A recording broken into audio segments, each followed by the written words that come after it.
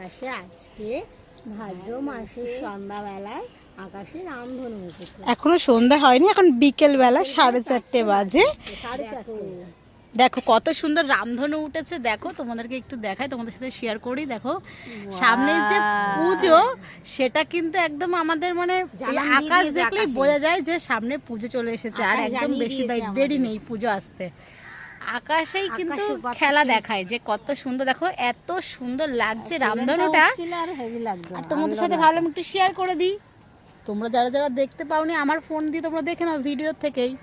আর কি ভাল লাগছে দেখো ভিউটা, চারিদিকের ভিউটা দেখো কতটা সুন্দর। মানে বিকালের ভিউটা তো বেশি আমাদের এই ঝিলটার জন্য আরো দারুণ ফুটে উঠেছে।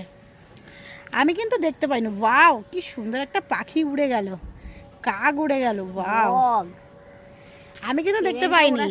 আমার মা আর বোন দুজনে দেখতে পেয়েছে, তাই আমাকে বললো, তাই আমি ভিডিও করলাম। দেখো কত দারুণ লাগছে রামধনুটা।